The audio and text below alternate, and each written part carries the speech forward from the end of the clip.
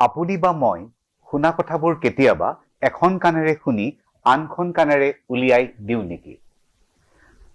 আপুনি বা মই মাতৃগৰ্ভতেই শুনা আৰম্ভ কৰিছিলোঁ নেকি? এনেবোৰ বিষয় লৈ আজিৰ আলোকপাত শ্ৰৱণ দক্ষতা বৃদ্ধিৰ কৌশল। শ্ৰৱণ মানে শুনা। আপোনাৰ বা মোৰ যিসকলৰ কাণ দুখন আছে, শ্ৰৱণ শক্তি আছে, আমি শুনো। কিন্তু এনেই শুনা আৰু ভালদৰে শুনাৰ মাজত পাৰ্থক্য বহুত। ভালদৰে নুশুনাৰ বাবেই কোৱা হয় যে এখন কাণেৰে শুনি আনখন কাণে ওলাই দিয়াৰ কথাটো।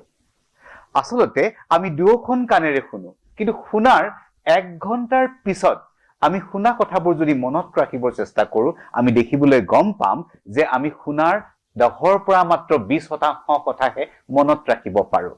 এই কথা প্ৰমাণিত হৈছে যে আমি 1 মিনিটত 125টাৰ পৰা 250টা শব্দ শুনিবলৈ পাওঁ।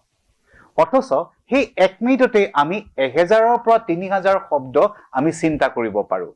পাৰ্থক্যটো এই যে পাৰ্থক্যটো আমি 1 মিনিটত 125টাৰ পৰা 250টা শব্দ শুনিবলৈ পাৰোঁ, অথচ আমি সেই মিনিটতে আমাৰ মনে 1000ৰ পৰা 3000 শব্দ চিন্তা কৰিব পাৰে।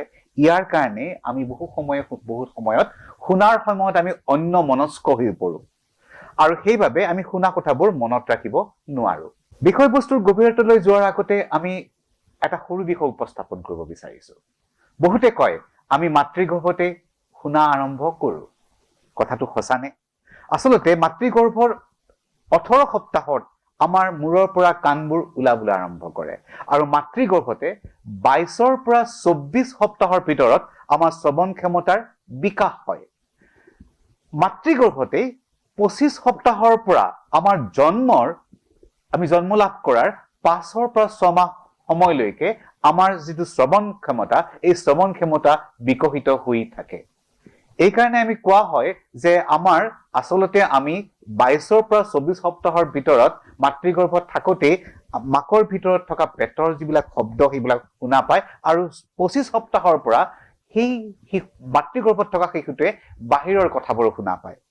6 মাহৰ পিছত যেতিয়া শিশুটোৱে শব্দৰ উৎস বিচাৰি শিশুটোৱে ঘূৰি ঘূৰি চায়, তেতিয়া আমি গম পাওঁ যে শিশুটোৰ শ্ৰৱণ ক্ষমতা বিকশিত হৈছে। এতিয়া আহিছোঁ আমি মূল প্ৰসংগলৈকে, যে শ্ৰৱণ ক্ষমতা। ভাষা এটা শিক্ষাৰ ক্ষেত্ৰত, যিকোনো ভাষা, অসমীয়া, হিন্দী, ইংৰাজী, বঙালী, যিকোনো ভাষা শিক্ষাৰ ক্ষেত্ৰত আমি 45% শুনি শিকোঁ। আমি 30% কথা কৈ শিকোঁ আৰু আমি ভাষাটো 15% পঢ়ি শিকোঁ আৰু 10% মাত্ৰ লিখি শিকোঁ। স্পষ্টত 45% যিকোনো ভাষা এটা আমি শুনিহে শিকোঁ। এই ক্ষেত্ৰত আন এটা কথা উপস্থাপন কৰিব বিচাৰিছোঁ যে আমি আমাৰ গোটেই জীৱনটোত যিবোৰ জ্ঞান আহৰণ কৰোঁ, আমাৰ জ্ঞানৰ ভঁৰাল, আমাৰ তথ্যৰ ভঁৰাল যিটো আমাৰ থাকে, প্ৰতিজন ব্যক্তিৰে জীৱনত বা আমাৰ প্ৰত্যেকৰে একোটা জ্ঞানৰ ভঁৰাল আছে আৰু এই জ্ঞানৰ ভঁৰালটোৰ, তথ্যৰ ভঁৰালটোৰ 80% তথ্য বা জ্ঞানেই আহে শুনাৰ জৰিয়তে। মাত্ৰ 15% আমি লিখি বা পঢ়ি আমাৰ জ্ঞানৰ ভঁৰাল সমৃদ্ধ কৰোঁ। স্পষ্টত 85% জ্ঞানৰ ভঁৰাল আমি শুনিয়েই শিকোঁ। গতিকে যিসকলৰ শুনাৰ দক্ষতাটো বেছি আছে, শুনাৰ দক্ষতাৰ কৌশলবোৰ যিসকলে আয়ত্ত কৰে, তেওঁৰ জ্ঞানৰ ভঁৰালো অনুক্ৰমে বৃদ্ধি হৈ যোৱাৰ সুযোগ থাকে। আমাৰ বহুতেই শুনাৰ দক্ষতাৰ ক্ষেত্ৰত বা শুনাৰ প্ৰক্ৰিয়াটোৰ ক্ষেত্ৰত অকল শ্ৰৱণ দক্ষতাকে বুজায়, কিন্তু সেইটো কথা তেনে নহয়। যিদৰে সংগীতৰ ভিতৰত গীত এটা উপাদানহে মাথো, গীতৰ লগত যেতিয়া তাৰ আনুষংগিক বাদ্যবোৰ বাজিব তেতিয়া সংগীত হৈ পৰে, ঠিক তেনেদৰে শুনাৰ ক্ষেত্ৰতো শুনাৰ উপৰিও আমি বুজিব লাগিব শুনা কথাখিনি আৰু শুনা কথাখিনি বুজি উঠি তাক আমি বিচাৰ কৰিব লাগিব। স্পষ্টত 3টা প্ৰক্ৰিয়া, এটা হ'ল শ্ৰৱণ প্ৰক্ৰিয়া, আনটো বুজাৰ প্ৰক্ৰিয়া, আনটো হ'ল বিচাৰ কৰাৰ প্ৰক্ৰিয়া। এতিয়া আহিছোঁ আমি কৌশলসমূহলৈকে। আমি ভালদৰে কেনেকে শুনিম? আচলতে আমি বহুতেই শুনি থাকোঁতে ইফালে সিফালে চাই থাকোঁ। ইফালে সিফালে চাই নাথাকি যদি আমি কেতিয়াবা ভিতৰৰ ফালে চাওঁ, কেতিয়াবা বাহিৰৰ ফালে চাওঁ, আমাৰ ভালদৰে আমি শুনিব নোৱাৰোঁ। আচলতে তথ্য আহৰণৰ যিটো আমাৰ প্ৰক্ৰিয়া, এইটো শুনাৰ জৰিয়তে আৰম্ভ হয় আৰু শুনাৰ প্ৰক্ৰিয়াটো আমি সক্ৰিয় প্ৰক্ৰিয়া বুলি কওঁ। এই সক্ৰিয় প্ৰক্ৰিয়াটোত সম্পূৰ্ণ মনোযোগ দি শাৰীৰিকভাৱে জড়িত শ্ৰোতা হ'বলৈ হ'লে আমি বক্তাৰ চকুৰে সৈতে সংস্পৰ্শ স্থাপন কৰিব লাগিব। মই আকৌ কৈছোঁ, আমি সম্পূৰ্ণ মনোযোগ দি শাৰীৰিকভাৱে শ্ৰোতা হ'বলৈ হ'লে শাৰীৰিকভাৱে জড়িত শ্ৰোতা হ'বলৈ হ'লে আমি বক্তাৰ চকুৰ সৈতে সংস্পৰ্শ যাক ইংৰাজীত কোৱা হয় আই কণ্টেক্ট কৰিব লাগিব কিন্তু এইখিনিতে প্ৰশ্ন হয় যে চকুৱে চোৱা মানে চকুৰ সৈতে সংস্পৰ্শ কৰা নেকি নহয় চকুৱে চোৱা মানে আই কণ্টেক্ট বা চকুৰ সৈতে সংস্পৰ্শ কৰা নুবুজায় আমি আই কণ্টেক্ট বা চকুৰ সৈতে সংস্পৰ্শ কৰা মানে আমি শুনা প্ৰক্ৰিয়াৰ ক্ষেত্ৰত এটা কথা মনত ৰাখিব লাগিব যে আমি আমাৰ দুই চকুৰ উপৰিও আমাৰ কপালৰ সমাজত থকা তৃতীয় চকুলৈ চাব লাগিব শ্ৰেণী কোঠাত পাঠদানৰ ক্ষেত্ৰত ছাত্ৰ ছাত্ৰীসকলে যদি শিক্ষক বা শিক্ষয়িত্ৰী গৰাকী তৃতীয় চকুলৈ চাই থাকে তেওঁ তেতিয়া শিক্ষক গৰাকীৰ গালত থকা বা শিক্ষয়িত্ৰী গৰাকীৰ গালত থকা হাল মইনাটো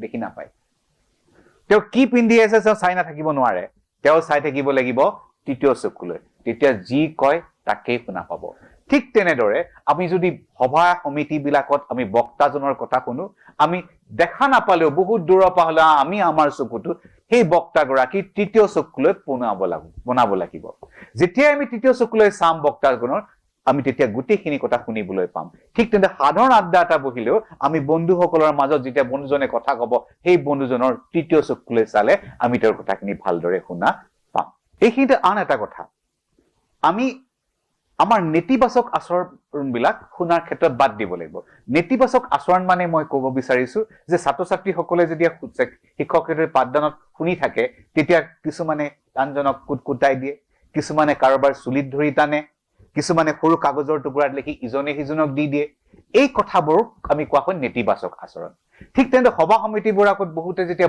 বক্তৃতা দি আছে আনজনে মোবাইল চাই ব্যস্ত হৈ আছে এইবিলাক নেতিবাচক আচৰণ এই কাৰণেই বন্ধ কৰিব লাগে তেতিয়া আমি বক্তাৰ কথাখিনি আমি শ্ৰোতা হিচাপে ভালদৰে শুনিব নোৱাৰো আনটো দক্ষতা হৈছে যে শ্ৰৱণৰ উপৰিও বুজিব পৰাৰ দক্ষতা শুনি আমি বুজিব লাগিব কিন্তু আমি বুজিম কেতিয়া যেতিয়া আমি পক্ষপাতিত্ব আচৰণটো আমাৰ পৰা বাদ দিম পক্ষপাতিত্ব আচৰণ মানে মই বুজাইছো যে আমি বক্তাজনৰ কথাখিনি শুনাৰ আগতে ভাবি লওঁ যে এই বক্তাজনে কথাৰ মাজত কিমানটা শব্দ হেৰি কব হেৰি কিমানটা কব আমি গণি থাকো কিছুমানে আকৌ অলছো শব্দটো কিমান কৈছে ধৰি লওক এজন বক্তাই অলছো কৰি আছে তেওঁ কিমানজন কৈছে শুনিব তেতিয়া বক্তাজনৰ অকল সেইকেইটা কথাই শুনা পাব বক্তাজনৰ মূল বক্তব্যটো আমি শ্ৰোতা হিচাপে শুনিবলৈ নোৱাৰো আনটো কথা হৈছে যে আমি কেতিয়া ভালকৈ বিচাৰ কৰিব পৰা বিষয়টো আমাৰ উপস্থাপন হ'ব তেতিয়াহে যেতিয়া আমি বক্তাজনে কোৱাৰ লগে লগে তেওঁ যদি ধেমালিয়া কথা কৈছে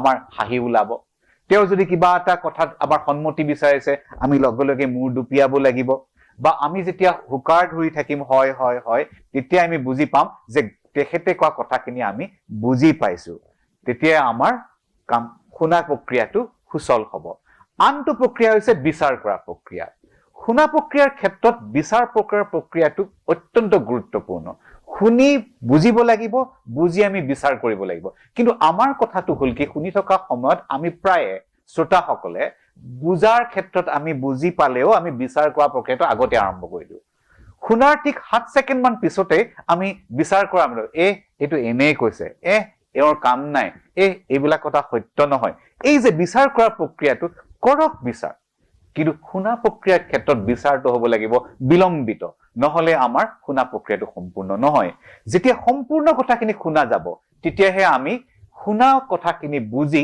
বিচাৰ কৰিব লাগিব গতিকে বিচাৰ কৰা প্ৰক্ৰিয়াটো শুনা দক্ষতাৰ ক্ষেত্ৰত সদায় শেষত আহিব আকৌ কৈছো আপোনাৰ শেষত আমাৰ বিচাৰ কৰা প্ৰক্ৰিয়াটো একেবাৰে শেষত বিলম্বিতভাৱে আমি কৰিলে আমাৰ শুনাৰ দক্ষতা আমাৰ বৃদ্ধি পাব সেয়ে আমি ক'ব বিচাৰিছো যে আপুনি যেতিয়া ছাত্ৰ ছাত্ৰীক যেতিয়া কোনো কথা শুনিব সদায় আৰু শিক্ষকসকলে এইটো কথা ক'বই লাগে ছাত্ৰ ছাত্ৰীক যে মোৰ কথা শুনিবৰ বাবে তুমি সকলোৱে মোৰ তৃতীয় চকুলৈ চোৱা জ্ঞানৰ চকুলৈ চোৱা তেতিয়া ভালদৰে শুনা পাব কিন্তু এই কথাটো অভ্যাস কৰিব লাগিব বাৰে বাৰে অভ্যাস কৰিব লাগিব যিকোনো দক্ষতা আহৰণৰ কাৰণে অভ্যাস অবিহনে কেতিয়াও দক্ষতা অৰ্জন কৰিব নোৱাৰে মই আকৌ কৈছো যিকোনো দক্ষতা অভ্যাসৰ মাজেৰেহে আহৰণ কৰা যায় গতিকে অভ্যাস আহক আমাৰ ছাত্ৰ ছাত্ৰীসকলে হওক বা আমিয়ে হওক সদায় যেতিয়া কথা শুনিম আমি বক্তাজনৰ তৃতীয় চকুলৈ চাই কথা শুনিম আমি সকলো কথা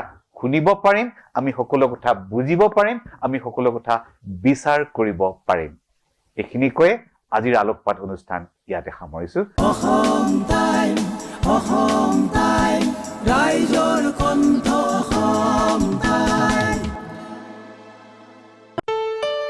ঘৰত আনন্দ আৰু সম্পৰ্কৰ চমক বজাই ৰাখিবলৈ জৰুৰী হৈছে সকলো আনন্দময় মুহূৰ্তত মৰমৰ উপহাৰ দিয়াটো। সেইবাবে মধুশ্ৰী জুৱেলাৰ্ছে আনিছে সকলো ৰঙীন ক্ষণৰ বাবে বিশেষ গহনা। হীৰাৰে হওক, সোণৰে হওক বা ৰূপৰে হওক, শ্ৰেষ্ঠ ডিজাইনছ আৰু হলমাৰ্কযুক্ত গহনাই ৰাখে সম্পৰ্কক নিখুঁত। তেনেহ'লে আজিয়ে আনক আনন্দ মধুশ্ৰী জুৱেলাৰ্ছৰ সৈতে। যোগাযোগ কৰক 7002800341 নাইবা ভিজিট কৰক LNB ৰোড, নলবাৰী, অসম।